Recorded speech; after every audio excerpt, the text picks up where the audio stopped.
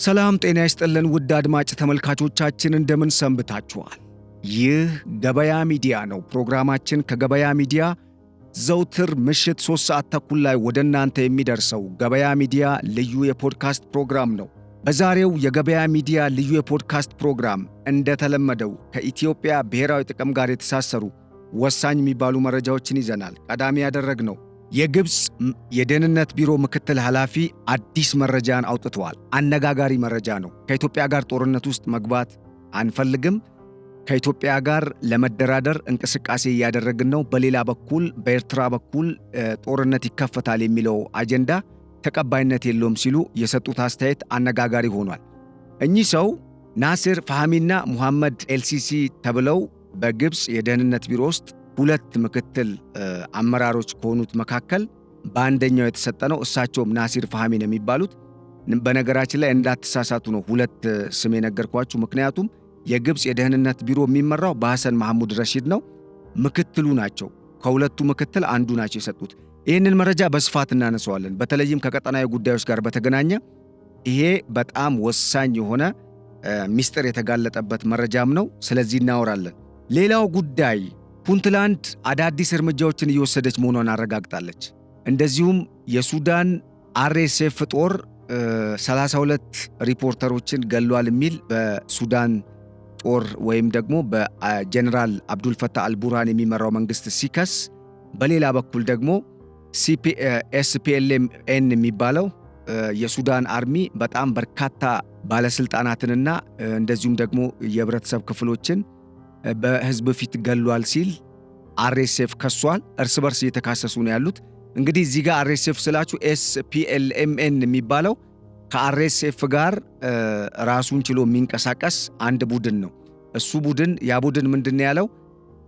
ኤስፒኤልኤምኤን አኪውዝስ ሱዳን አርሚ ኦፍ አታኪንግ ፖዚሽንስ ኢን ሳውስ ኮርዶፋን ይልና እታች በጣም በርካታ ሰዎችን እንደገደለ በደቡብ ኮርዶፋን ግዛት በርካታ ሰዎችን እንደገደለ የሚያሳይ አዲስ መረጃን አውጥቷል። በዚህም ክስ እንደሚያቀርብ አሰምቷል።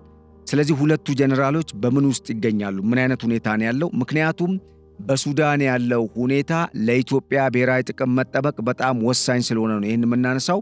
በሱዳን አዲስ ነገር ተፈጥሯል። በተለይም ከሰሞኑ ፕሬዝደንት ዶናልድ ትራምፕና የሳውዲው አልጋወራሹ ንጉሥ ሙሐመድ ቢን ሰልማን የሱዳን ጦርነት እንዲያበቃ በሚል አዲስ የሰላም ሐሳብ ይዘው ቀርበው ነበረ።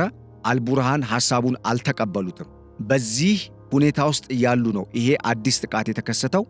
በአጠቃላይ በሱዳን ውስጥ ምን አይነት ሁኔታ ነው ያለው እንቃኘዋለን። እንደዚሁም ጁባላንድ ፎርስስ አድቫንስ ትዋርድ ጂሊብ አልሸባብስ ሜን ስትሮንግ ሆልድ አፍተር ጀማሜ ቪክትሪ የሚል አዲስ መረጃ ወጥቷል። የፑንትላንድ ጦር በአልሸባብና በአልቃይዳ እንደዚሁም በአይኤስአይኤስ ጦር ሰራዊት ላይ ወሳኝ የሚባል ድል የተቀዳጀበትን እርምጃ መውሰዱን አመላክቷል። ከዚህ ጋር በተያያዘ ወደ ኢትዮጵያ ድንበር አካባቢ እንዳይጠጉም የተደረጉበት ሁኔታ እንዳለ ተመላክቷል። ከዚህ ቀደም እንደነገርናችሁ የሻዕቢያ መንግስት ከሞቃዲሾ ከተቀመጠው የሶማሊያ መንግስትና ከኢስማኤል ኡመር ጉሌ መንግስት ጋር በመሆን የኢትዮጵያን ደቡብ ምስራቅ ወይም ኦጋዴን ውስጥ የሚገኘውን የጋዝ ፕሮጀክት ያለበትን ቦታ ታርጌት አድርጎ በአሸባሪዎች ኢላማ ውስጥ ለማስገባት ጥረት እያደረገ እንደሆነ አስታውቀናል ከዚህ ቀደም ወይም መረጃዎችን ሰርተንላችኋል።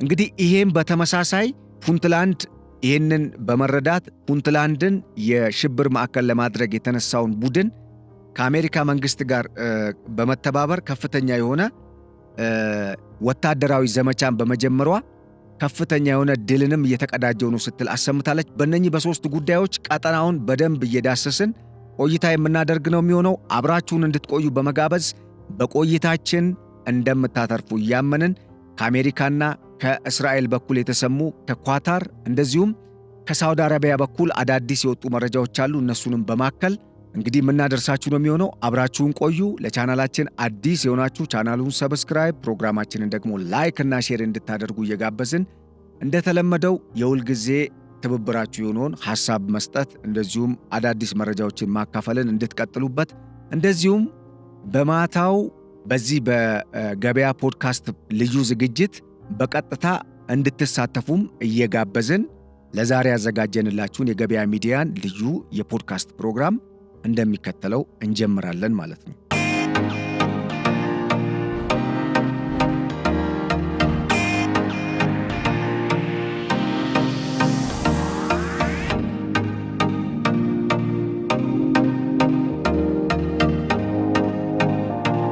ኦኬ፣ ወደ መጀመሪያው መረጃችን ስናልፍ የግብፅን ጉዳይ እናገኛለን። ግብፅ አሁን ላይ በከፍተኛ ሁኔታ በዲፕሎማሲ መሸነፏን የሚያሳይ አዲስ መረጃ ወጥቷል። በሌላ በኩል ከዚህ ቀደም በግብፅና በኢትዮጵያ መካከል ያለውን ውዝግብ ወደ መጨረሻው ምዕራፍ ለመውሰድ በግብፅ መንግስት በኩል የተለያዩ ክሶችን እንደዚሁም አሻጥራዊ የሆኑ ከጠላት ጋር ማበርና ኢትዮጵያን ለማወክ ኢትዮጵያን ለመክበብ የተደረገ ሙከራ ነበረ። ከዚህም ባለፈ የተለያዩ የንግድ አሻጥሮች እንዲሰሩ ኢትዮጵያ ውስጥ ነጋዴዎች በግብፅ ሚሊዮን ዶላር ተመድበው በስውር የዋጋ ንረት እንዲመጣ የተለያዩ የንግድ አሻጥሮች ሆርዲንግ የሚባል አንድን ምርት ገበያ ውስጥ ያለን ምርት ፐርፐዝሊ ሆን ብለው በመጋዘን ውስጥ እንዲያስቀምጡ በማድረግ ገበያው ላይ እጥረት እንዲከሰትና ያ የተከሰተ እጥረትን ተከትሎ የዋጋ ጭማሪ በማድረግ ህዝብን ማማረር መጨረሻ ላይ ህዝብ ደግሞ መንግስት ላይ ተመልሶ እንዲቆጣና የመንግስት ግልበጣ ለማድረግ እነሱ እንዳሰቡት ማለት ነው። ከዚህም ባለፈ የተለያዩ የታጠቁ ኃይሎችን በማስታጠቅም አጀንዳ በመስጠትም እንደዚሁም ደግሞ የተለያዩ የሽብር ተልእኮችን እንደዚሁ በመስጠትም ኢትዮጵያን ለማመስ በዚህ በኩል በጣም ከፍተኛ ጥረት አድርጋለች። ምንም እንኳን በርካታ ኢትዮጵያውያን መስዋዕትነት የከፈሉ ቢሆንም ንጹሐንን ጨምሮ የሰራዊት አባላትም ነገር ግን ኢትዮጵያ ቀጥላለች። በሌላ በኩል ለተባበሩት መንግስታት ድርጅት ካለፉት 14 ዓመታት በተለየ መልኩ አሁን ላይ ይሄ ጉዳይ በተለይ የአባይ ጉዳይ መነጋገሪያ መሆን አለበት፣ ርዕሰ ጉዳይ ዋና የጸጥታው ምክር ቤት ዓለም አቀፋዊ አጀንዳ መሆን አለበት በሚል ግብፅ ከዚህ ቀደም ስትሰራ ከነበረው አሻጥር በተለየ መልኩ ጉዳዩን ከሁለቱ ሀገራት ጉዳይነት ወደ ቀጠናዊነት፣ ከቀጠናዊነት ወደ አህጉርነት፣ ከአህጉርነት ደግሞ ወደ ክፍለ ዓለምነት ለምሳሌ ሁለት አህጉርን የሚያዋስን ወይም የመካከለኛው ምስራቅና የምስራቅ አፍሪካን ቀጠና የሚያገናኝ የሁለት ቀጠና አጀንዳዎች ለማድረግ ሞከረች። አህጉራዊ ሆነ ዓለም አቀፋዊ ደግሞ በማድረግ ወደ ተባበሩት መንግስታት ድርጅት ወሰደች። አሁን እዚህ ጋር ቀጠናዊ ሆነ ስንል በቀጠናዊ ጉዳይ ላይ ሁለቱ ሀገራት ተነጋገሩ፣ 3 ሀገራት ሆኑ፣ ሱዳንን ጨመረች። ሱዳንንም ያስነሳችው እኛ ላይ ግብፅ ነች። ከዛ ደግሞ ቀጥሎ የአፍሪካ ህብረት ጋር ሄደች፣ አህጉራዊ ያደረገችው። ተመልሳ የሁለቱ ቀጠናዎች አጀንዳ ለማድረግ ሞከረች። አረብ ሊግን ለመጠቀም ሞከረች። ከዛ ወደ ጸጥታው ምክር ቤት ነው ወደ ተባበሩት መንግስታት ድርጅት ሄደችው። እስቲል የሽብር ተግባሯን ያልተወችው ግብፅ በእስካሁኑ አካሄዷ አንዱንም ግቧን ማሳካት ስላልቻለች በቀጥታ አሁን ከኢትዮጵያ ጋር ለመወያየት ዝግጅት እያደረገች እንቅስቃሴ ውስጥ መግባቷን ያመላከተ መረጃ የግብፅ የደህንነት ቢሮ ምክትል ኃላፊ ተናግረዋል። ናስር ፋህሚና ሙሐመድ ኤልሲሲ ናቸው ሁለቱ የደህንነት ቢሮ ምክትል ኃላፊዎች። የግብፅ የደህንነት ቢሮ ዋና ኃላፊ ሐሰን ሙሐመድ ራሺድ ይባላሉ፣ ዋና ዳይሬክተሩ ማለት ነው። እንግዲህ እነኚህ ምክትሎች የተለያዩ ዘርፎች ላይ የሚሰሩ ናቸው። በአገር ውስጥ ጉዳይና በቀጠናዊ በዓለም አቀፋዊ ጉዳዮች ላይ የሚሰሩ የደህንነት ስራዎችን በሚመለከት በሁለት ስፕሊት አድርገው ነው የየራሳቸውን ዘርፍ ይዘው እየመሩ ያሉት። በዓለም አቀፍ ጉዳዮች ላይ ሁለቱም የሚገናኙባቸው ጉዳዮች አሉ። በተለይ በአባይ ዙሪያ ቀደም ሲል እንደገለጽኩላችሁ ቀጠናዊም አህጉራዊም ዓለም አቀፋዊም አድርገውታል። ስለዚህ ምንድነው የወጣው መረጃ? እኚህ የደህንነት ቢሮ ምክትል ኃላፊ እንደገለጹት የግብፅ መንግስት በአባይ ወንዝ ዙሪያ ከኢትዮጵያ መንግስት ጋር ንግግር እያደረገ ነው። ለመወያየትም ራሱን እያዘጋጀ ስለሆነ በኤርትራና በኢትዮጵያ የባህር በር ጉዳይ ወይም አጀንዳ ግብፅ ጣልቃ ገብታ ጦርነት ውስጥ ተሳትፎ ማድረግ አትችልም። ያንን ለማድረግም ፍላጎት የለንም። እንደውም ከኤርትራ ይልቅ አሁን ላይ ፎከሳችን ጅቡቲና የመን ላይ ነው። ምክንያቱም ኢትዮጵያ ጋር የምንመጣው ይህንን የቤት ስራችንን ስንጨርስ ነው የሚል ሐሳብን የሰጡት።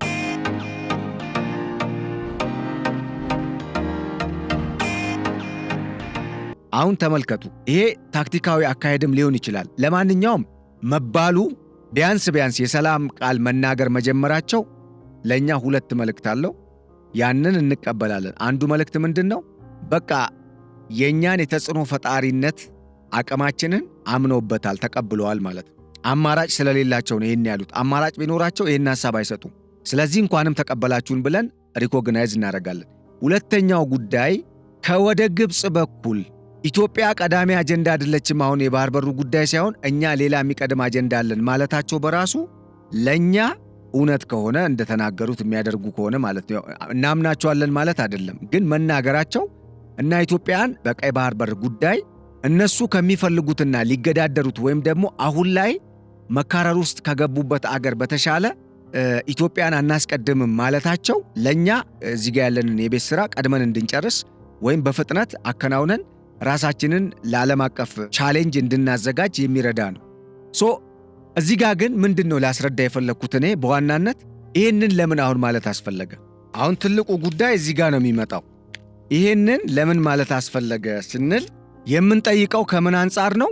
የግብፅ መንግሥት የሻዕቢያ መንግሥት አቅም እንደሌለው እየታወቀ ኢሳይያስ አፈወርቂ የሚመሩት መንግሥት የተዳከመና እንደውም ዕድሜ ለኢትዮጵያ መንግሥት ይበል በ2018 እንደ ፈረንጆቹ አቆጣጠር በኢትዮጵያ የመንግሥት ለውጥ ሲደረግ የመጣውን ለውጥ ተከትሎ ጠቅላይ ሚኒስትር ዶክተር አብይ አህመድ አስመራ ድረስ ሄደው በቡሬም በኩል በአሰብም በኩል ኤርትራ ውስጥ ጉብኝት ካደረጉ በኋላ ሁለቱ ሀገራት ለአንድ ዓመት ያክልም ቢሆን ድንበሮች ተከፍተው በርካታ እንቅስቃሴዎች ተደርገው የሻዕቢያ መንግሥት አቅም የተወሰነችም ቢሆን እንዲያንሰራራ ሕዝቡ ደግሞ ቢያንስ እንዲተነፍስ የተደረገበት ሁኔታ ነው የነበረው። ከዛ ውጪ የሻዕቢያ መንግሥት ኦልሞስት በድቀት ላይ ያለ በውድቀት ላይ ያለ በውስጥ በራሱ በኤርትራውያን ዜጎች፣ የጸጥታ ሰዎች፣ ሲቪል ባለሥልጣናት መፈንቅለ መንግሥት ሊደረግበት ጥረት እየተደረገበት ባለበት ወቅት ነው እንግዲህ ይሄ መንግሥት ማንሰራራት የጀመረው። ይሄ ሆኖ ሳለ አቅሙ ሆኖ ሳለ እየታወቀ እያለ ኢትዮጵያን እጇን ጠምዝዤ አስፈርማለሁ በሚል አንዴ በሶማሊያ በኩል አንዴ በኤርትራ በኩል አንዴ በሱዳን በኩል እዚህም እዛም ስትረግጥ እና ስታምስ የነበረው ሙቀት ስትፈጥር የነበረችው ግብፅ ነች። ስለዚህ አሁን ደግሞ አይ ያ ጉዳይ አሁን ኦልሬዲ በሰላማዊ መንገድ ካልሆነ ወይም ደግሞ ከኢትዮጵያ ጋር በመደራደር ካልሆነ እኔ ባሰብኩት መንገድ አይሆንም ማለት ነው። ለምን ይሄ መጣ? አሁን ምን ስለተገኘ ነው? እኔ እዚህ ላይ ነው ፎከስ ማድረግ የምፈልገው። ምክንያቱም ሁለት ነገር ስለሚያሳየን ነው። አንደኛ ለማዘናጋት ነው። ምክንያቱም ይሄን አስተያየት የሰጡት የግብፅ የደህንነት ቢሮ ምክትል ኃላፊ ናቸው። በግብፅ መንግሥት ውስጥ ዋና ከሚባሉ ሰዎች መካከል የሚቆጠር ሰው ነው። ይሄ ሰው ይሄን ነገር ሲናገር አንድም የደህንነት ሰው ከመሆኑ ጋር ተያይዞ የምንጠረጥረው ነገር ይኖራል። ሁለተኛ ነገር ደግሞ ታይሚንጉ አሁን ለምን ይሄን ማለት አስፈለገ? ቢኮዝ ኢትዮጵያና ኤርትራ ኦን ዘ ቨርጅ ኦፍ ዋር ምናምን የሚል መረጃ እየወጣ ባለበት ወይም በቃ በቋፍ ላይ ናቸው ወደ ጦርነት ሊገቡ ነው እየተባለ ባለበት በዚህ በጣም ሂስቶሪካል ሞመንት ላይ ለምን ግብፅ ይህንን ሐሳብ በተዘዋዋሪ መሰንዘር ፈለገች የሚለው ጉዳይ ያነጋግራል።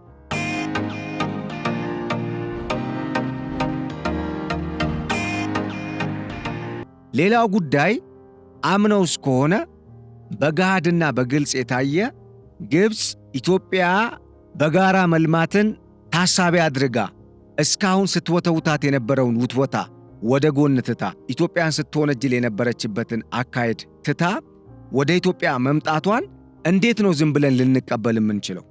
እንዴት ቢያስቡን ነው? ምክንያቱም ከሰውናል፣ አባልተውናል። የኢትዮጵያውያን ደም እኮ በእጃቸው አለ። ብዙ ኢትዮጵያውያን ንጹህ ኢትዮጵያውያን እኮ ሲገደሉ የነበሩት በግብፅ ገንዘብ ነው፣ በግብፅ ክላሽ ነው አይደለም? ይህን እኮ ይታወቃል እኮ። ይሄ እኮ ፀሐይ የሞቀው ሐቅ እኮ ነው። በርካታ መረጃዎች ከዚህ ቀደም በመንግሥት በኩልም ይወጡ እንደዚሁም ደግሞ ራሳቸውም እየዛቱ ኢትዮጵያን ልክ እናስገባለን ሲሉ የነበረው በሌላ መንገድ እኮ አይደለም። ይሄው እነኚህን ሰርጎ ገቦች በማስገባት ወይ የተለያየ የሽብር እንቅስቃሴን በማድረግ የሚታወቁ እንደነ አልቃይዳ፣ አይኤስአይስን፣ አልሸባብ ወዘተ ወደ ኢትዮጵያ ሰርጎ በማስገባት ጥቃትን መፈጸም ላይ ትኩረት ያደረገ ስትራቴጂ ነው የነደፉት። ከዚህ ቀደምም ይሄ ነው።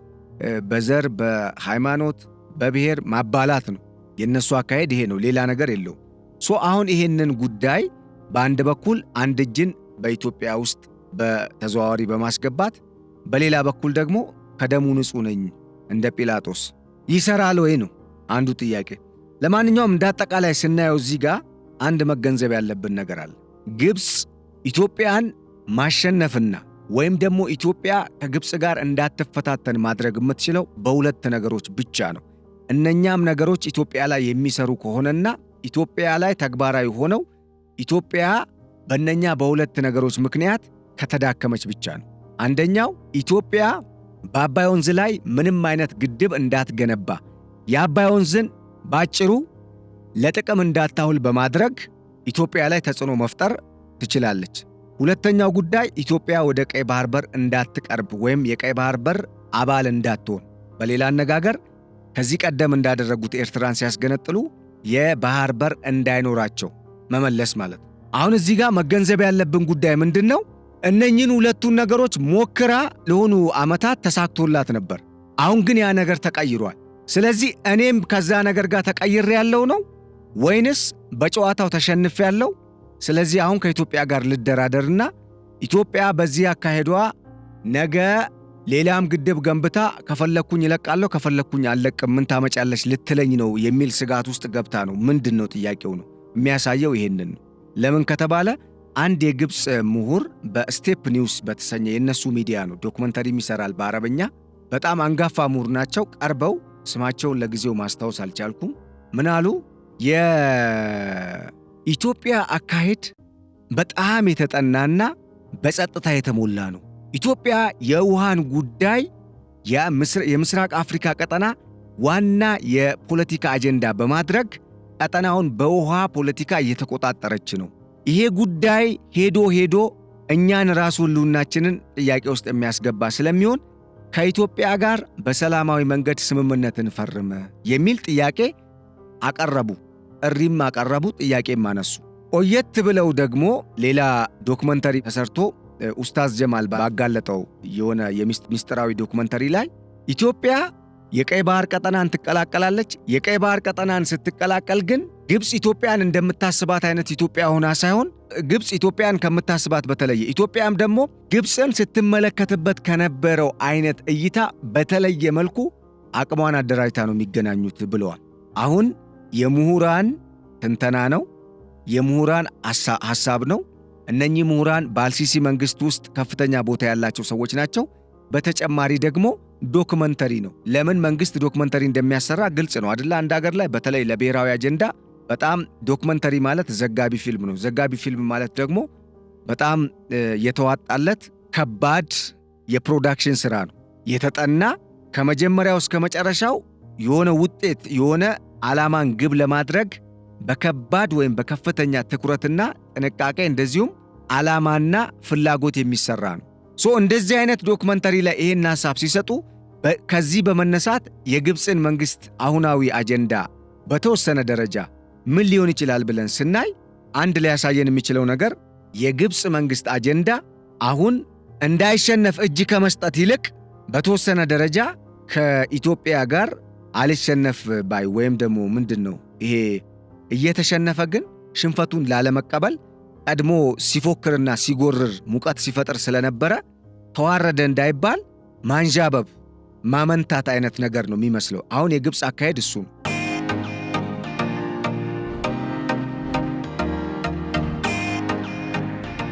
እመኑኝ ግብፅ ከኢትዮጵያ ጋር ቀጥታ መዋጋት አትችልም። አሁን የኒኩለር ግንባታ ላይም እንደዚህ ተፋጥና ለመግባት ሙከራ እያደረገች ያለችው መጨረሻ ላይ ኒኩለር ካለኝ ኢትዮጵያን የሚደግፉና ኢትዮጵያ የምትተማመንበትን አቅም አጋይ ያለው በሚል ነው። ያልገባት ነገር ግን እስቲ ኒኩለሩን ገንብታ ትጨርሰው። አጠገቧ ያለችው እስራኤል ራሱ ግብፅ ኒኩለር ስትታጠቅ ዝም ብላ የምታይ ከሆነች አብረን እናያለን። ያ ግን የሚሆን አይደለም። ምክንያቱም ለእስራኤል በመካከለኛው ምስራቅ አንደኛ ስጋት እኮ ግብፅ ነች። ለግብፅ በመካከለኛው ምስራቅ አንደኛ የጸጥታ ስጋት እስራኤል ነች። ቀደም ሲል ከዚህ ቀደም በተደጋጋሚ ነግረናቸዋል። እስራኤል የታላቋን የአይሁድን ኢምፓየር ለመገንባት ጥረት እያደረጉ ነው ያሉት። ይሄ የታላቋ የአይሁድ ኢምፓየር ግንባታ ደግሞ በቀጠናው ካሉ ጎረቤት አገራት የተለያዩ ታሪካዊ ግዛቶችን ወደ እስራኤል ማካተትን ማምጣትን ወይም ደግሞ ወደ እስራኤል ግዛት ውስጥ መመለስን ያካትታል። እንግዲህ እንደምታስቡት እንደምታውቁት አንድን ግዛት ከአንድ አገር ዝም ብሎ መመለስ አይቻልም። አይደለም እስራኤል ከሺህ ዓመታት በፊት በእነኚህ በቀጠናው ባሉ የአረቡ ሀገራት እጅ የገቡ ግዛቶቿን ይቅርና ትላንትና 3 10 ዓመታት 30 ዓመት እንኳን የሆነውን የኢትዮጵያን የባህር በር ለማስመለስ ምን ያህል አተካሮ ውስጥ እንደገባን ማየት ይቻላል። ስለዚህ ግዴታ ኃይል አማራጭ መሆን ይኖርበታል፣ ወይም ደግሞ ኃይልን ሊጠቀሙ ይችላሉ እስራኤሎች። ይሄ ደግሞ የማይቀር ነው። ይሄ ሲሆን ደግሞ ግብፅ አንደኛ ታርጌት ነች ለእስራኤል። ለምን? የሲናይ በረሃ ሙሴ ዞሮበታል የተባለው ነቢዩ ሙሴ በእስልምናው ነቢ ሙሳ የኤርትራን ባህር አቋርጦ ወደ ከነዓን ምድር ሲሄድ፣ ወደ ምድራዊቱ ተስፋይቱ ምድር ሲሄድ፣ በእርግጥ ያው ሃይማኖታዊ አስተምሮ ላይ ሌላ ትርጉም ቢኖረውም እንግዲህ በሰውኛው አስተምሮ የሲናይ በረሃ ውስጥ ምን አይነት ችግሮች እንደገጠመው፣ በጣም በአጭር ቀናት ውስጥ ተሻግሮ ማለፍ የሚችለውን በረሃ እንዴት እዛው እንደዞረው፣ አምላክ ለምን እንዳዞረው በርካታ ነገሮች አሉ። ይህንን ታሪካዊ ሂደትን ተከትለው የሲናይ በረሃ የኛ ግዛት ነው፣ የሲናይ ተራራ ደግሞ ሙሴ የጸለየበት ነው ብለው፣ የሲናይ ተራራ ሳውዲ አረቢያ ውስጥ ነው የሚገኘው። በርካቶቻችን ከዚህ ቀደም ግብፅ ሲናይ በረሃ ውስጥ የሚገኝ አድርገን ነበር የምናስበው። የሲናይ ተራራ አሁን ላይ ወፍ ዝር አይልበትም። የእንግሊዝ መንግስት፣ የእስራኤል መንግስት፣ የሳውዲ አረቢያ መንግስት ይጠብቁታል። ለምን እንደሆነ አይታወቅም። እዛ አካባቢ ምንም ድርሽ አይልም። ነገር ግን በሳውዲ አረቢያ ግዛት ውስጥ የሚገኝ የቀይ ባህር ቀጠና አዋሳኝ አካባቢ የሚገኝ ነው። በተለይም የሆርሙዝ ስትሬት የሚባል አለ፣ ገልፍ ኦፍ አቃባ አካባቢ እስራኤል፣ ጆርዳንና ሳውዲ አረቢያ የሚዋሰኑበት የቀይ ባህር ግዛት አለ። ወይም ወደ ግብፅ ከቀይ ባህር ከታችኛው ከባበል መንደብ ተነስታችሁ ወይም ከሰሜናዊ የህንድ ውቅያኖስ ዳርቻ ከቀይ ባህር መግቢያ ተነስታችሁ ወደ ላይ ስትሄዱ ወደ ሲዩስ ካናል ማለት ነው። የሲዩስ ካናልን የግብፅን የቀይ ባህር ቀጠና ወይም ግዛት ሳትጀምሩ በስተቀኝ በኩል ካርታ ላይ የተቆረጠች ያለች ቀጭን መንገድ ወደ እስራኤል፣ ወደ ጆርዳንና ወደ ሳውዲ አረቢያ የምታስገባ ወይም ደግሞ ሳውዲ አረቢያ የምታዋስንበት ቦታ ማለት። ሳውዲ አረቢያ ረጅሙን የቀይ ባህር ቀጠናን ከሚያዋስኑ አገራት አንዷ ነች። እንደ ግብፅ አሉ፣ ኤርትራ፣ ከዛ ሱዳን አለች፣ ከዛ እነ ጅቡቲና የመን ይመጣሉ ማለት ነው። ለማንኛውም እዚህ ጋር ምን ልላችሁ ፈልጌ ነው፣ ይሄንን የምታደርገው ግብፅ በእስራኤል አንድ ቀን እዋጣለሁ በሚል ስጋት ውስጥ ነው። በተመሳሳይ እስራኤል ግብፅ አንድ ቀን የኔን ዓላማ እውን እንዳላደርግ ከሌላ ኃይል ጋር ተጣምራ፣ በተለይ አረቡን አጣምራ የአረቡ ዓለምን እኔን ትወጋኛለች የሚል ስጋት አላት። ይሄ ይታወቃል። ከሰሞኑም በእስራኤልና በግብፅ መካከል ያለው ግንኙነት በአሜሪካ መንግስት ተወጥሮ ተይዞ ነው እንጂ ወደ ግጭት ሊያመራ የሚችልበት በርካታ እንቅስቃሴዎች ነበሩ። ተፋጣውም ነበር። ግብፅ በካምፕ ዴቪዱ ስምምነት መሰረት በ1979 በተፈረመው ስምምነት መሰረት በሲናይ በረሃ በእስራኤል ድንበር ዳርቻ ከ22,000 ጦር በላይ ማስፈር አትችልም ነበር። ነገር ግን እስራኤል የአይሁድ ኢምፓየርን እገነባለሁ ማለት ከጀመረችና የጋዛ ጦርነት ወደ መጨረሻው አካባቢ ከስምምነቱ ቀደም ብሎ በነበሩት ወራት ውስጥ እየተፋፋመ ሲመጣ ግብፅ 44,000 ምናምን ጦር ነው በዛ አካባቢ ያሰፈረችው። ያ ማለት የካምፕ ዴቪድ ስብሰባ ስምምነትን መጣስ ማለት ነው።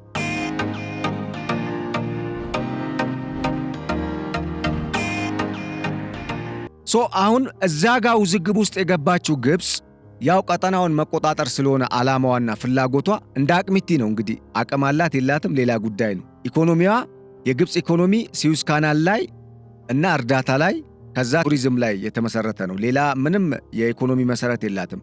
ይሄ የግብርና የምትሉትም እምብዛም ለግብፅ ኢኮኖሚ መሰረት የሚሆን አይደለም ከህዝብ ቁጥሩ ጋር ሲታይ ማለት ነው። ነገር ግን ይሄ የፈርዖን መቃብር ስፍራ ፒራሚዱ ማለት ነው፣ እንደዚሁም ደግሞ የባህር ዳርቻዎች ላይ ያሉ ቢቾች እና የተለያዩ የሚጎበኙ ታሪካዊ ቦታዎች ስላላት አንዱ የኢኮኖሚ መሰረቷ ቱሪዝም ነው። ሌላኛው ከሲዩስ ካናል የምታገኘው ከ9 እስከ 10 ቢሊዮን ዶላር ይቆጠራል የሚባለው ዓመታዊ ገቢ ነው። ከዛ እርዳታ ነው። ግብፅ ኢኮኖሚዋ በዚህ ነው የሚዘወረው። አሁን በዚህ ሁኔታ ውስጥ ሆና ግብፅ እስራኤልና የተባበሩት አረብ ኤምሬትስ በቀይ ባህር ቀጠና ለዛውም በቀይ ባህር መግቢያ ፊት ለፊት ወይም ደግሞ ቀይ ባህር መግቢያ ላይ ሃኒሽ የሚባሉ ደሴቶች ላይ፣ ሃኒሽ ማለት የደሴቶች ስብስብ ነው። የተባበሩት አረብ ኤምሬትስ ከየመኖች እጅ ወስዳ ፈልቅቃ ወስዳ አየር መንገድ ገንብታበታለች፣ ይዘዋለች። ኦልሬዲ ስትራቴጂክ ቦታ ስለሆነ ማንስር ሳውዲ አረቢያና ኤርትራ ፊት ለፊት ወይም አቅራቢያቸው ነች። እዛ ጋር ማን መጥቶ ተጣመራት? እስራኤል። አሁን እዚህ ጋር እንድንረዳ የምፈልገው ይህንንም የኃይል አስተላለፍ ልገልጽላችሁ የፈለግኩት ነገር ምንድን ነው? የግብፁ የደህንነት መስሪያ ቤት ሰው ኢትዮጵያ አሁን ከኤርትራ ጋር ትገባለች የሚባለው ጦርነት እኛ እጃችንን ማስገባት አንፈልግም፣ ከዛ ይልቅ ቅድሚያ የምንሰጠው አሳይመንት አለን። ያ የኢትዮጵያን ጉዳይ አሁን ላይ በንግግር ለመፍታት ሙከራ እያደረግን ነው ወይም ለመደራደር ጥረት እያደረግን ነው የሚል ሐሳብ ነው የሰጡት። ነገር ግን አሁን ባለው ተጨባጭ ሁኔታ ከኤርትራ ይልቅ ኤርትራ አሁን እዋጋለታለሁ ከምትለው ከአሰብ ወደብ ይልቅ በጅቡቲና በየመን ያሉ ወደቦችና የባህር ዳርቻዎች ለእኛ በጣም ስትራቴጂክ ናቸው ነው። አሁን እዚህ ጋር መገንዘብ ያለባችሁን ነገር ልንገራችሁ። አንዱ የኢትዮጵያ አጋር የሆኑ አገራት በቀይ ባህር ቀጠና ላይ ግብፅ እንኳን እጇን ተጠምዝዛ ልትደራደር የምትችልባቸውን ስትራቴጂክ የሚባሉ ደሴቶችና የባህር ዳርቻዎች ይዘዋል። ይሄ ማለት ግብፅን ስጋት ውስጥ ጥሏታል። ሁለተኛውና ዋናው ጉዳይ ግብፅ የቀይ ባህር ቀጠና በተለይ መግቢያው ከተያዘ በዓመት የምታገኘውን ከሲዩዝ ካናል የምትለቅመውን እንደ ውሃ ቦኖ የምታስቆርጠውን በማስቆረጥ እንግዲህ ዛጋ የሚያልፉ መርከቦችን የምታስከፍለው ገንዘብ በእጅጉ ይቀንሳል። ለምን? ለምሳሌ እስራኤልና ሐማስ ጦርነት ባደረጉበት ወቅት አሁንም በእርግጥ ጦርነት ላይ ናቸው። የእስራኤል መንግሥት በጋዛ እያደረገ በነበረው ኦፕሬሽን የግብፅ ዓመታዊ ገቢ ከ9ና ከ10 ቢሊዮን ዶላር ወደ 4 ቢሊዮን ዶላር ወርዶ ነበር ከሲዩዝ ካናል የምታገኘው። በዚህ የተደናገጠችው ግብፅ የቀይ ባህር ቀጠናን ሰላምና ደህንነት ማስጠበቅ አለብን በሚል ነው ወደዚህ ቀጠና እያማተረች የምትገኘው። አንዱ የምትፈራው ኢትዮጵያ የቀይ ባህር በርን ከተቀላቀለች በዚህ በቀይ ባህር በር አልፈው ወደ ሜዲትራኒያን የሚቀላቀሉ ወይም በዛ አልፈው የሚሄዱ መርከቦች ለግብፅ ግዴታ ከፍለው ነው የሚሄዱት። ስለዚህ እዚህ ጋር የሆነ ችግር ቢፈጠር ኢትዮጵያ የምትመጣ ከሆነ የኔን ኢኮኖሚ የሚጎዳ ተግባርን ትፈጽማለች፣ እኔን ትጎዳኛለች የሚል ስጋት ስላላት እንጂማ አልጋሃድና አልአረቢያ በተሰኘ የግብፅ ሚዲያ ላይ የግብፅ የቀድሞ ከፍተኛ ባለሥልጣን የሆኑ ሰው ቀርበው ምንድን ያሉት? እኛ ኤርትራን የገነጠልናት ራሳችን ነን፣ ለእኛ እንድትመቸን አርገን ነው የገነጠልናት እና ስንፈልግ ለኢትዮጵያ ባህር የመስጠት አለመስጠት መብቱ እኛ ጋር ነው ያለው። ያዙልኝ። ይህንን ነገር ከወራት በፊት ነው የተናገሩት።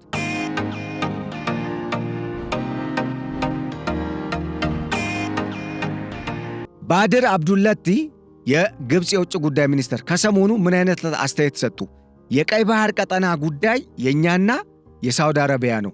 ሳውዲ አረቢያና ግብፅ የዚህን ቀጠና ሰላምና ደህንነት ማስጠበቅ ቀዳሚና የመጀመሪያ ተግባራቸው ነው መሆን ያለበት። እናም የቀይ ባህር ቀጠና ጉዳይ ለሳውዲ አረቢያና ለግብፅ የተተወ ነው፣ ደህንነታችንን ራሳችንን የምናስጠብቀው ሲሉ ነበር። ሱዳን ያለችበት ይታወቃል። ኤርትራ ምንም ጦርነት ውስጥ ሳይኖር መልስ አልሰጠም።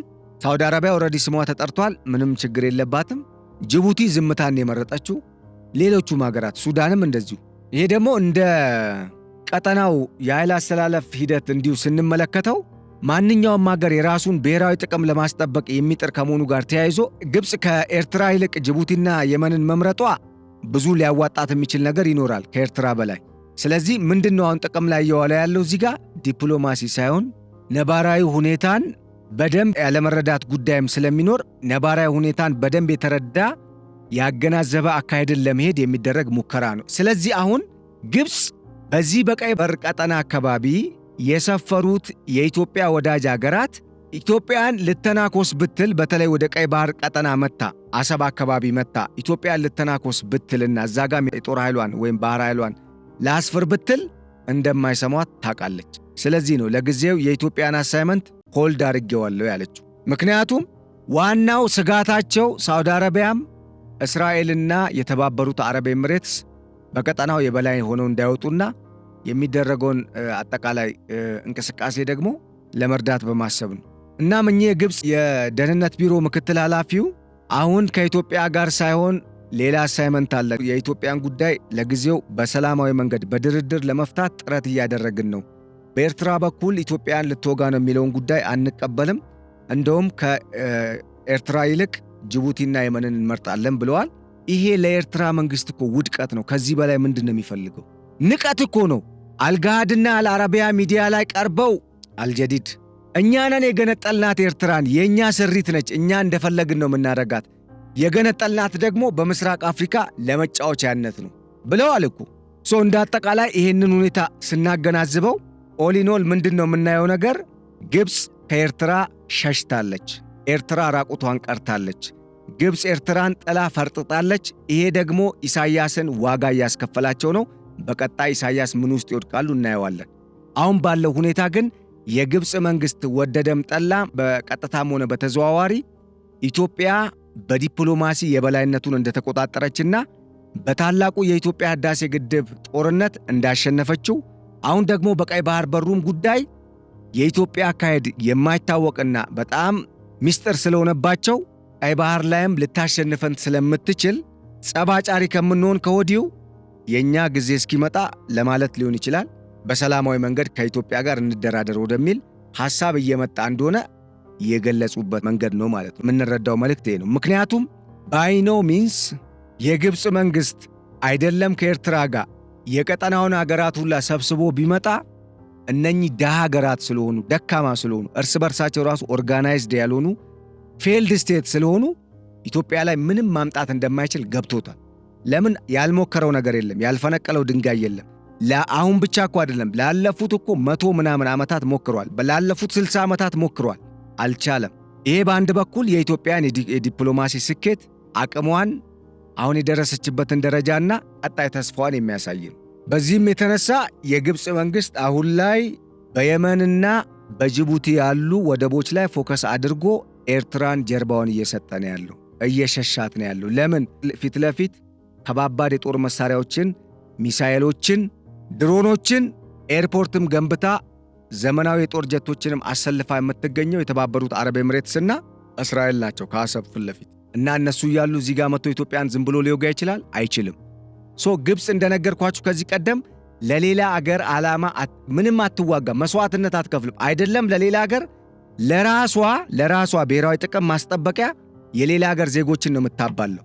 ይሄ ማለት ደግሞ ኢትዮጵያ በዚህ ቀጠና ላይ የህልውና ጉዳይ ነው ብላ የመጣችበትም ጉዳይ እማትመለስበት እንደሆነ ገብቷታል እያልኳችሁ ነው ያለው። ስለዚህ አሁን ባለው ሁኔታ ኢትዮጵያን ትታለች ሳይሆን እያልኳችሁ ያለሁት በቀይ ባህር በሩ ጉዳይ ግብፅ አቅሟን የምታባክንበት ጊዜ ላይ አይደለችም ነው።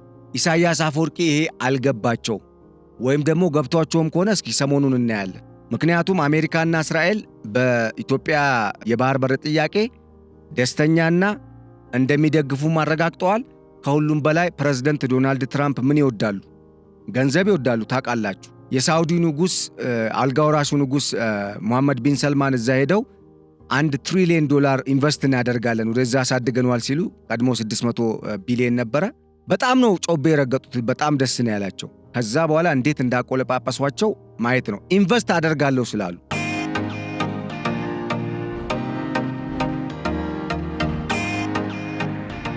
ኢትዮጵያ ደግሞ ሬር እርዝ የሚባሉ ውድ አሁን ላይ አሜሪካ ከቻይና ጋር እየተዋጋችባቸው ያሉ የንግድ ጦርነት ውስጥ ገብተው የለውለቱ እነኚህን የሚመስሉ በጣም ወሳኝ የሆኑ ማዕድኖችን ለገበያ ልታቀርብ ጥረት እያደረገች መሆኗ ሲገባቸው አሁን አሜሪካኖች ኢትዮጵያን ባክ እያደረጓት ነው። ኢትዮጵያን እየደገፉ ነው፣ እየሳቧት ነው ወደ ራሳቸው።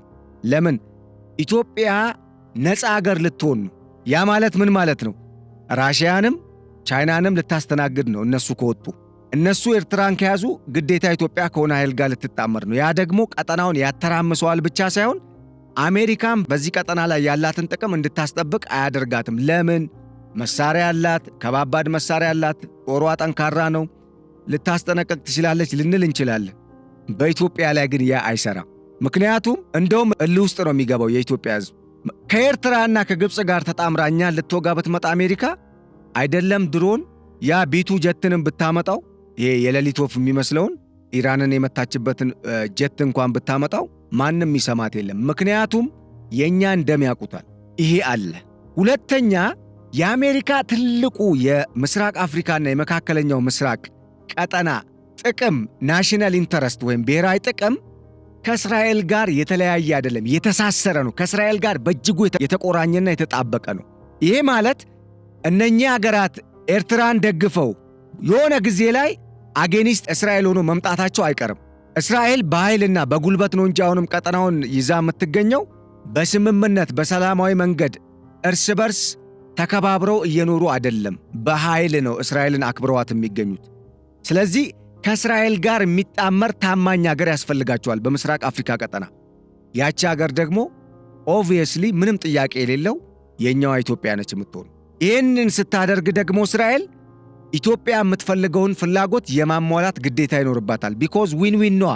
በዛ ላይ ደግሞ ከማንም አገር በላይ አሜሪካና እስራኤል ናቸው የሚጠቀሙት ኢትዮጵያ ወደ ቀይ ባህር በር ቀጠና ከገባች ከተቀላቀለች። ከዛ ቀጥሎ ማን ይመጣል? የተባበሩት አረብ ኤምሬትስ። ቢኮዝ ቢያንስ የተባበሩት አረብ ኤምሬትስ ከግብፅ ጋር ከሱዳን ጋር ያው አሁን ላይ የአልቡርሃን ጦር እንጂ ጥርስ የነከሰባት ግማሹ የሄሚቲ ጦር እኮ የተባበሩት አረብ ኤምሬትስ ደጋፊና የእሷ አንጃ ነው ማለት ይቻላል።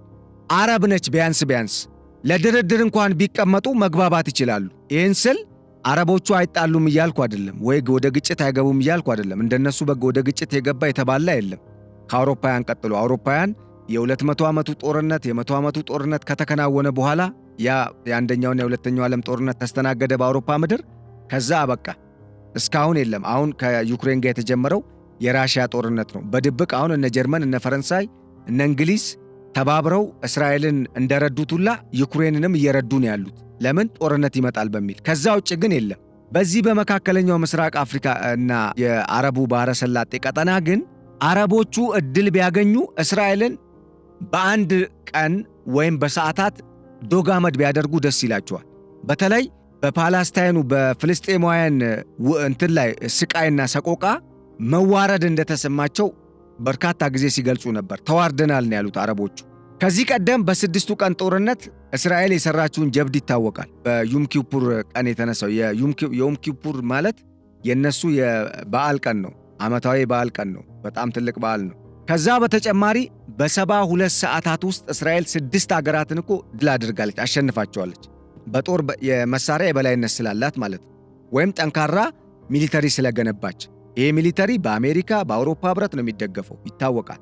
ስለዚህ አረቦቹ ሄደው አጌኒስት እስራኤል መሆናቸው ስለማይቀር ግዴታ አይሁዶችም ያኔ ሲሰደዱ ከቦታቸው ስካተርድ ሲያደርጉ አንዷ መቀመጫ የሆነቻቸው ኢትዮጵያ ነች። በእርግጥ እኔ ፐርሰናሊ እዚህ ላይ ሌላ ሎጂክ ቢኖረኝም ከእስራኤሎች አመጣጥ ጋር በተገናኘ ታሪክ ግን ይህንን ያስረዳል። አሁን ያለው ዘመነኛው ታሪክ አሁን ኢትዮጵያ ወደ ቀይ ባህር በር የምትመጣው ለራሷ ጥቅም ብቻ ሳይሆን ለነ አሜሪካም ለነ እስራኤልም ለነ ተባበሩት አረብ ኤምሬትስም ነው።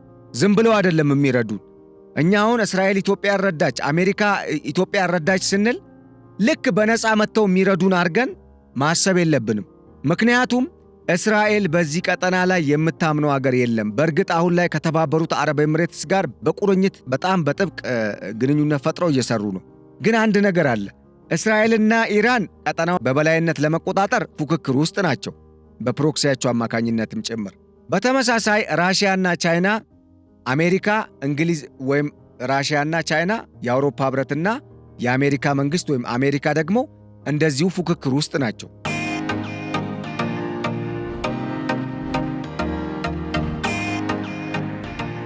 እንደዚሁም ደግሞ ሳውዲ አረቢያና ኳታር፣ የተባበሩት አረብ ኤምሬትስ እንደዚሁ ፉክክር ውስጥ ናቸው። በምስራቅ አፍሪካ ቀጠናና በቀይ ባህር ደግሞ ግብፅና ኢትዮጵያ አሁን እየተፎካከሩ ነው። ግብፅ በኢትዮጵያ ተሸንፋለች በውሃው ጉዳይ። ቀጥሎ የቀይ ባህር በር ጉዳይ ነው። አሁን ኢትዮጵያ የቀይ ባህር በር ልትቀላቀል ነው። ምክንያቱም ወደው ሳይሆን በግድ ኢትዮጵያ ትቀላቀላለች። ለምንድን ነው የምንለው? እነ አሜሪካ ሰሞኑን ኢትዮጵያ መመላለስ ያበዙት ዝም ብለው አይደለም። መጀመሪያ የተሞከረው ነገር ጋዛውያንን ግብፅ እንድትቀበል፣ ከጋዛውያን በኋላ የግብፅን አጀንዳ በኢትዮጵያ ላይ ለማስፈጸም ወይም ግብፅ የምትፈልገውን ፊርማ ኢትዮጵያ እንድትፈርም ፕሬዝደንት ዶናልድ ትራምፕ ኢትዮጵያን እንዲያስገድዱ ነበር የተነገረው ወይም የተጠነሰሰው ጥንስስ። ጋዛውያን ኖ ከዛ ቦታቸው አይነሱም በሚል ዓለም ተስማማበት። 135 በኋላ ላይ ወደ 172 ምናምን የሚጠጉ ሀገራት የቱ ስቴት ሶሉሽን የሁለት ሀገርነት መፍትሄን ምክረ ሐሳብን ተቀበሉ። ለፍልስጤም ዕውቅና ሰጡ። እነ ፈረንሳይም እነ እንግሊዝም ጭምር። ያው ይሄ የራሱ አሻጥርና ፖለቲካዊ ይዘት አለው። ከኋላ ሌላ ጊዜ እንመጣበታለን። ነገር ግን ያ ከመሆኑ ጋር ተያይዞ አሁን ግብፅ ለእስራኤል የሰራችው ፌቨር ስለሌለ እስራኤልም አሜሪካ ለግብፅ የሆነ ነገር እንድታደርግላት አታስገድድም። በሌላ አነጋገር የአልሲሲ መንግስት አሜሪካን ሄዶ ፕሬዝደንት ዶናልድ ትራምፕን ኢትዮጵያን አስፈራራልኝ፣ ኢትዮጵያ እንድትፈርም አድርግልኝ ቢል አሁን እስራኤል ኖ ትላለች። ለምን? ከግብፅ ይልቅ ለኢትዮጵያ አሁን የምታስፈልገው እስራኤል ነች። ለምን ከተባለ እስራኤል ታሪካዊ በጣም ብዙ የሆነ ቁርኝት አለን ከኛ ጋር። በተጨማሪ ደግሞ እስራኤል ዋና የቀጠናው ብሔራዊ ጥቅሟ ጸጥታና ደህንነት ነው። ይህንን ጉዳይ ደግሞ ግብፅ አታስከብርላት። ለምን? አብሮ መስራት አለ። አብረው ሲሰሩ መረጃ ይለዋወጣሉ። ያ መረጃ ደግሞ ግብፅ ጋር ከገባ አንድም ለእስራኤል ስጋት ነው፣ በሌላ በኩል ደግሞ ይሸጣል መረጃ። ግብጾች እንደነገርኳችሁ ነው፣ የኢኮኖሚ መሰረታቸው 3 ብቻ ነው። 1 ስዊዝ ካናል ነው፣ 2 እርዳታ ነው፣ 3ኛ ቱሪዝም ነው። ሌላ ኢኮኖሚ የለም። ግብርናውን ብትሉ እኛ እንደምናስበው አይደለም። አንድም አባይ ወንዝ ብቻ ነው ያለው። ምንም እኮ ሌላ የራሷ ወንዝ የላትም። ሁለተኛ ጉዳይ ይሄ የእስራኤል ታላቋ የጂውሽ አገርነት ምስረታ የሚለው ጉዳይ ለማየት ያብቃችሁ። በቀጣይ በርካታ ሀገሮች ከእስራኤል ጋር ይዋጋሉ። ያ ስለሚጠበቅ ያን ጊዜም የሚመጣውን ጫና ለመቀነስ ከእንደ ኢትዮጵያ አይነት አገር ጋር መጣመር ለእስራኤል እጅጉን ጠቃሚ ነው። እስራኤል ተጠቀመች ማለት ደግሞ እንዳትረሱ አሜሪካና አውሮፓ ህብረት እሺ ነው፣ ኦኬ ነው የሚሉት። ጨዋታው ያ ነው። ስለዚህ ግብፅ ይሄን ሁሉ አስልታ የኢትዮጵያ አካሄድ የሚያዋጣ አይደለም ለኔ። ምን ላርግ? በቃ ኢትዮጵያን በሆነ አግባብ ተጽዕኖ የሚፈጥርባት አገር ወይም ቢያንስ መረጃ እንኳን ማግኘት የምችልበት አገር ልግባለችና ጅቡቲ ገባች።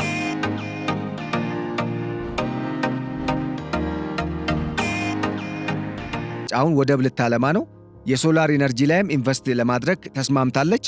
ያ ማለት ከኢትዮጵያ ወደ ጅቡቲ የሚሄደውን የኤሌክትሪክ ኃይል ለመቀነስ። ለምን?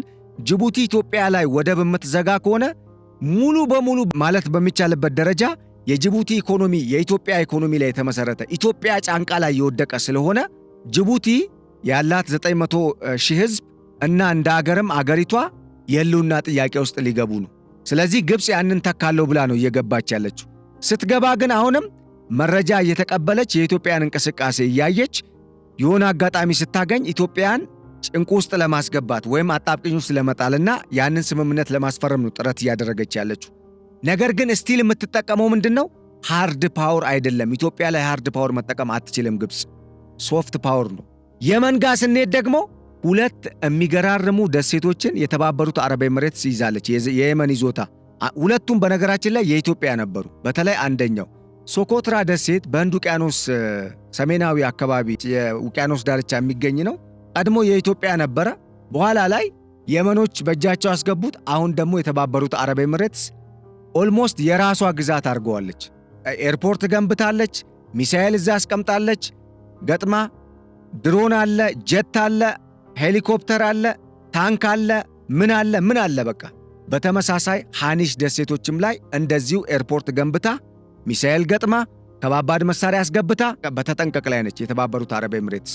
አንድም ሁቲዎችን ለመከላከል፣ ዋናው ጉዳይ ደግሞ ኢንኬዝ የኢሳያስ ወንበዴ ቡድን እንኳን ቢሰማራ መጀመሪያ የምትመታው እሷ ትሆናለች ማለት ነው። ለምን? ኢሳያስ አፈወርቂያውን ተስፋ ቆርጧል። አሜሪካና እስራኤል ያስጠነቀቁት ማስጠንቀቂያ በቃህን የተባለው ለምን? ከምስራቃውያን አገራት ጋር ተጣልቷል። ይሄ የብሪክስ ስብስብ ተራ ስብስብ ነው። እነ ራሽያና እነ ቻይናም የትም አይደርሱ ሲል አብጠልጥሏቸዋል ባለፈው ኢሳያስ አፈወርቂ። በዛ ቂም ይዘውበታል። ስለዚህ ብቻውን የቀረ ራቁቱን የቀረ የተዋረደ መንግስት እየሆነ ነው ያለው። ይሄንን ደግሞ ግብፅ ገና ወደ ኋላ መልሳ ሌሎች በጣም አድካሚ ስራዎች ሰርታ ኢሳያስን መንግስት ከምታደርግ ይልቅ ከኢትዮጵያ ጋር ብትደራደር ይቀላታል። ምክንያቱም አይስተካከልም። የኢሳያስ አፈወርቂ መንግስት አንድ ዕድሜ አለ፣ ስታክ ያረጋ አስተሳሰብ አለ፣ ኢኮኖሚው የወደቀ አገር ነው። አዲስ ኃይል መጥቶ ተለውጦ ሌላ ወደ ዲሞክራሲ የሚገባበት ሁኔታ ካልተፈጠረ ለራሷ ለግብፅም አያዋጣትም። ሄዶ እንደውም ኤርትራን ራሱ ልታጣ ነው። እንደ ሀገር ያስገነጠለቻትን ኤርትራን ልታጣ ነው በዚህ አካሄድ። ቀየስ አለች።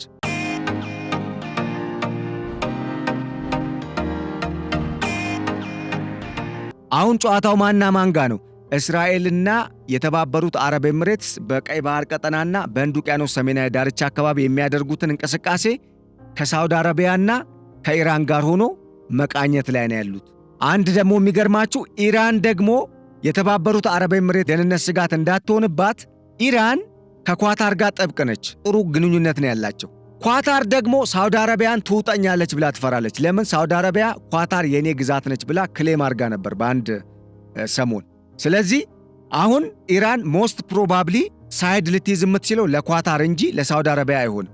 ኳታር ደግሞ ሶስተኛዋ ባለግዙፍ ኢኮኖሚ ቀጠናውን ለመቆጣጠር የምትገዳደር የአረብ ሀገር ነች። እንደነ ተባበሩት አረብ ኤምሬትስ፣ እንደነ ሳውዲ አረቢያ ማለት ነው። ስለዚህ ኢራን ሪዘርቭድ ነች። ሙሉ በሙሉ ተወስኗል፣ ተለይቷል ማለት አይቻልም። በተመሳሳይ ኢራንና ኢትዮጵያ መካከል ያለውም ግንኙነት እኮ ጥሩ የሚባል ነው።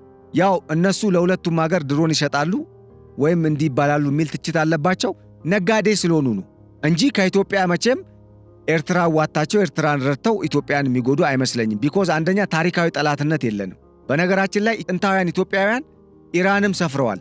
ኢትዮጵያውያን የዘር ሐረግ ያላቸው ኢራናውያን እኮ አሉ። አሁንም ታሪክ ወደ ኋላ ተመልሰን ካየን ማለት ነው። በተለይ በኢራን ወደ ደቡብ ምዕራብ ሳትደርሱ ወደ ደቡብ ምዕራብ አጋማሽ አካባቢ እንደዚሁም ደግሞ ደቡብ ምዕራብ ጫፍ አካባቢ ወደ ሰሜን ጥግ ላይ ባሉት አካባቢዎች ቀደምት ኢትዮጵያውያን የዘር ሐረግ ያላቸው ኢራናውያን ናቸው የሰፈሩት ነው የሚባለው። ይሄ ማለት ታሪካችንን ራሱ ወደ ኋላ በመቁጠር ከኢራን ጋር ያለንን ግንኙነት እንደ አዲስ ማደስ እንችላለን። እኛ ያው ጥቅም ነው፣ ብሔራዊ ጥቅም ነው። የዓለም አቀፍ ሁኔታው ይህን ስለሚያስገድድ እንደዚህ አይነት ሁኔታ ውስጥ ስለገባች ነው ግብፅ አሁን እንደ ጲላጦስ እንበላችሁ እጇን ለመታጠብ የሞከረችው ኤርትራን ሆይ ሆይ ሆይ ሆይ ስትል ከርማ ማለት ነው። የሻዕቢያ መንግስት ደግሞ መላጣውን ቀርቷል። ያ ማለት ብቻውን እየቀረ ነው ማለት ነው። ምክንያቱም አልቡርሃን ነው አጠገቡ ያለው። አልቡርሃን ደግሞ እየተቀጠቀጠ ነው ሰሞኑ።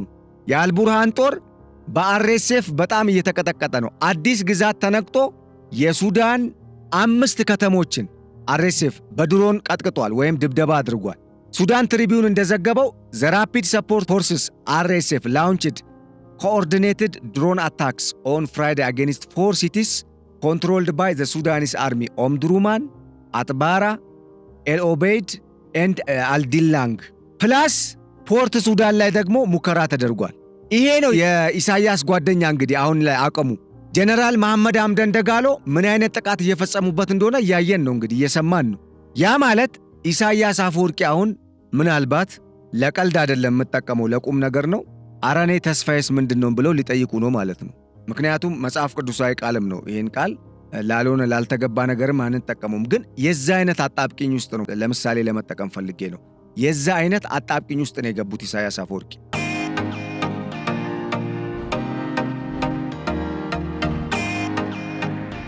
በሱዳን ያለው ሁኔታ የኢትዮጵያን ቀጠናዊ የበላይነት የማረጋገጥ ጉዳይ ላይ ከፍተኛ ሚና አለው። ኢትዮጵያ በምንም አይነት መልኩ ጀነራል መሐመድ ሐምደን ዳጋሎ ወይም ሄሚቲ የሚመሩት ጦር እንዲሸነፍ ማድረግ የለባት። ለምን? አንድ በአባይ ግድብ ዙሪያ ወይም በአባይ ወንዝ ዙሪያ የውሃ ፖለቲካ አለ። እዛ ላይ እኛን የሚደግፍ መንግስት ነው መምጣት ያለበት። ሁለተኛ በቀይ ባህር በሩም ዙሪያ የእኛን መንግስት ወይም ኢትዮጵያን የሚደግፍ የኢትዮጵያን አካሄድ ቀጠናዊ የኃይል አስተላለፍ ስርዓት ውስጥ የሚኖራትን ሚና አምኖ የሚቀበል መንግስት ነው መምጣት ያለበት። ሶስተኛና ዋናው ጉዳይ የጸጥታ ጉዳይ ነው።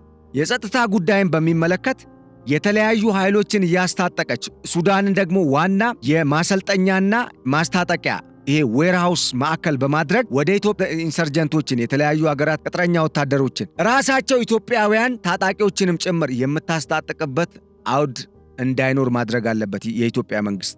ይሄን ለማድረግ አልቡርሃን በሱዳን ውስጥ አቅም ሊኖረው አይገባም። አቅም ካለው ባለፈው ተናግሯል እኮ ኤርትራና ኢትዮጵያ መካከል ጦርነት የሚነሳ ከሆነ የሚቀሰቀስ ከሆነ ከሻዕቢያ መንግስት ጋር ነው የምቆመው እኮ ብሏል። በግልጽ ነው ያረጋገጠው። ይህንን ያሉት የሱዳኑ ግማሽ መንግስት የአልቡርሃን መንግስት የሚመራው መንግስትን በጠቅላይ ሚኒስተርነት እያገለገሉ ያሉት ካሚል ኢንድሪስ ናቸው ጠቅላይ ሚኒስትሩ። ያ ማለት አልቡርሃን የተናገሩት እንደማለት ነው። ያው የእሳቸው ሰው ሁለተኛ ሰው ናቸው። በሲቪል ስልጣን ውስጥ ደግሞ አንደኛ ሰው ነው የሚሆኑት። ቢኮዝ ጠቅላይ ሚኒስተር ናቸው፣ ሲቪል ጠቅላይ ሚኒስተር። በአንጻሩ ሄሚቲ ደግሞ በሱዳን ውስጥ የህዳሴ ግድብ መገንባቱ ለቀጠናው ልማት የጋራ ትብብር የሚጠቅም እንደገና ደግሞ የኢትዮጵያን የቀይ ባህር በርን ጥያቄን በሚመለከት እንደሚደግፍ ያረጋገጠ ከኢትዮጵያ ጋር አብሮ ያለ ወይም የኢትዮጵያን አካሄድ የሚደግፍ ቡድን ነው።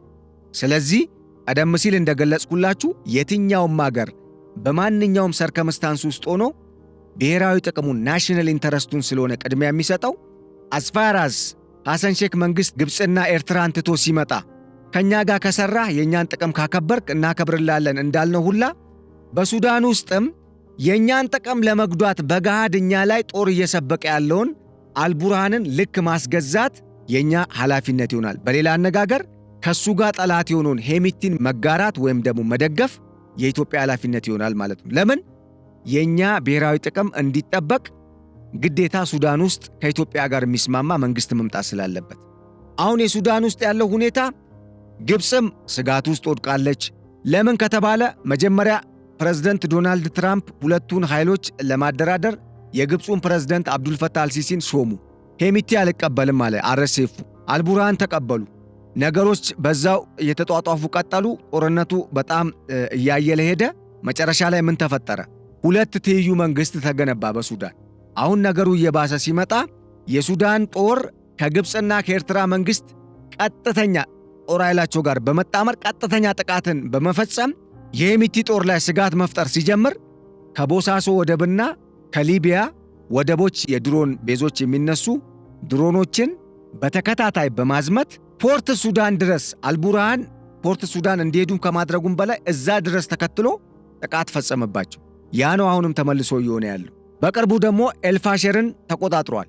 የአርኤስኤፍ ጦር በጣም ስትሮንግ ሆልድ የነበረውን ይሄ የሚሊተሪ ቤዝ የነበረውን ብሔራዊ ጦሩን ይዞታ በጣም ስትራቴጂክ የሆነ ከተማና ግዛትን ነው የተቆጣጠረው። ይሄ በጦርነቱ የሄሚቲ የበላይነት እየተንጸባረቀ እንደሆነ የሚያሳይ ነው።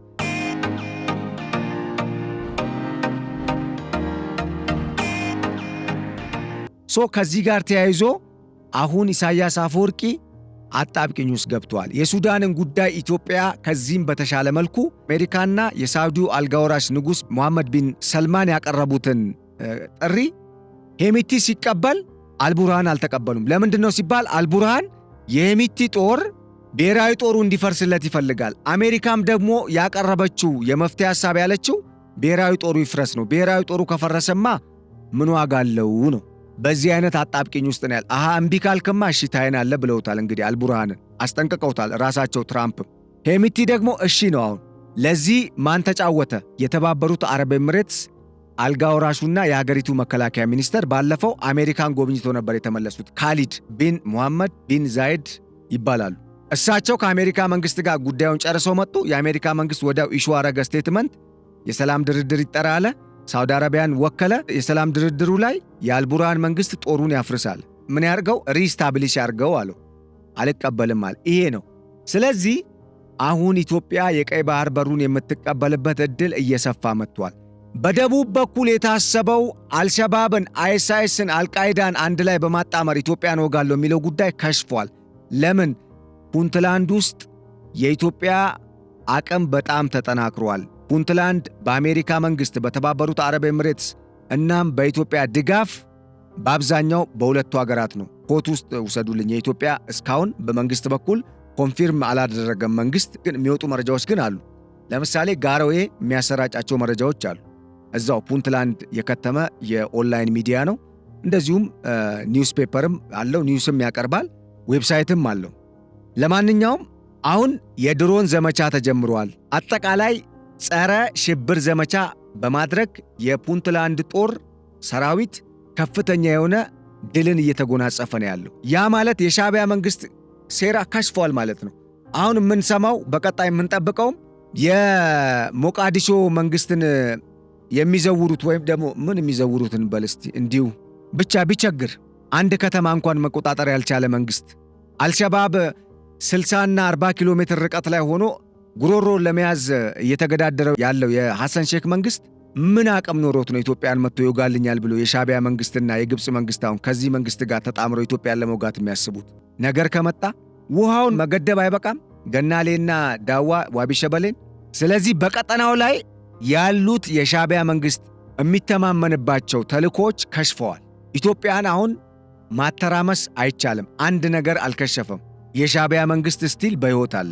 ከዛ ውጪ በሰሜን ኢትዮጵያ በትግራይም በአማራ ክልልም የአውሮፓ ህብረትና የአሜሪካ መንግስት የሰሞኑን መግለጫ መስማት ትችላላችሁ፣ ምን ያህል ማስጠንቀቂያ እንደሰጡ። ይሄ ጉዳይ በራሱ ለኢትዮጵያ አሁን ማንሰራራት ትልቅ አቅምን የሚፈጥር ነው። ስለዚህ በኢትዮጵያ አሁን አጠቃላይ የምስራቅ አፍሪካ እንቅስቃሴ ያልተደናገጠ የቀጠናው ሀገር የለም። ምናልባት በስተ ምዕራብ በኩል ያሉ ደቡብ ምዕራብ በኩል ያሉ እንደ ኬንያና ደቡብ ሱዳን ካልሆኑ እነኛ ኦልሬዲ ኢትዮጵያን የባህር በር የከሉት እንደዚህ ከበው ያሉ ሀገራት ዋጋ እየከፈሉ ነው ያሉት። ከዚህ በኋላ ዋጋ ነው የሚከፍሉት። ለምን? ጅቡቲ አሁን በቀጣይ የመፈንቅለ መንግስት ይደረጋል፣ እየተጠበቀ ነው። ከፍተኛ የሆነ ሽኩቻ አለ። የትጥቅ ትግል ውስጥ እንዳይገባ እዛ አካባቢ የጦር ሰፈር ያላቸው ሀገራት የጦር ሰፈር እንዳይነካባቸው የጦር ሰፈራቸው ኦልሬዲ ሰላም ሲሆን ነው እዛ መሆን የሚችለውና ወደ ድርድር የገቡበት ሁኔታ ነው ያለው። የውስጥ አማጺ ኃይሎችን ተቃዋሚ ኃይሎችን ለማደራደር ጥረት እያደረጉ ነው። ግብፅ በአንጻሩ ለመግባት እየሞከረች ነው። ለምን? ከገባሽ በቀድሞ እነ ኳታር እነ ሳውዲ አረቢያ እና ግብፅ ወጪሽን እንሸፍናለን። ይሄ 130 ሚሊዮን ህዝብ እኮ አይደለም 1 ዓመትና 2 ዓመት ወይም 6 ወር 1 ወር መታገስ አይችልም። ስለዚህ ኢትዮጵያን እጅ ማሰጠት እንችላለን ወደብ ካሳጣናት ነው። ኢትዮጵያ ደግሞ ቂል አይደለችም፣ እንደነሱ ቅልም አይደለችም። ግን እነሱ ከሚያስቡት በላይ ጊዜ የሰጣት ቅልም ምንም ብትሉ ግብፅ ከምታደርገው አሻጥር በጣም በተለየ አካሄድ በመሄድ የሶማሌላንድን በርበራ ወደብን አሁን እየተጠቀመች ነው።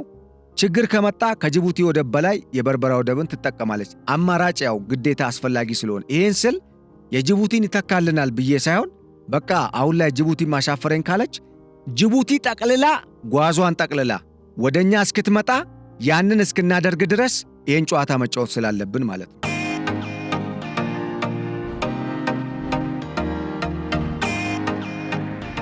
እና እንደ አጠቃላይ ኢትዮጵያ የባህር በሩን ልታገኝ ተቃርባለች።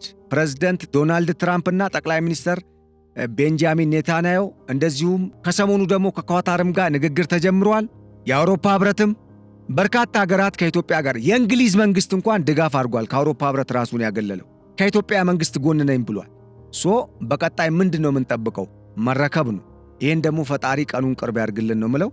ውድ አድማጭ ተመልካቾቻችን ለዕለቱ ያዝንላችሁ ያዘጋጀንላችሁና ወደ እናንተ ስናቀርብ የነበረው የገበያ ሚዲያ ልዩ የፖድካስት ፕሮግራም የዕለቱ መረጃዎቻችን እስካሁን የሰማችኋቸውን ይመስሉ ነበር። ስለተከታተላችሁንና አብራችሁን ስለዘለቃችሁ በእጅጉ በማመስገን በቀጣይ በሌሎች ርዕሰ ጉዳዮች ዳግም ወደ እናንተ እስክንመለስ ለዛሬው በዚሁ ተሰናበትናችሁ። ቸር ሰንብቱልን። ሰላም።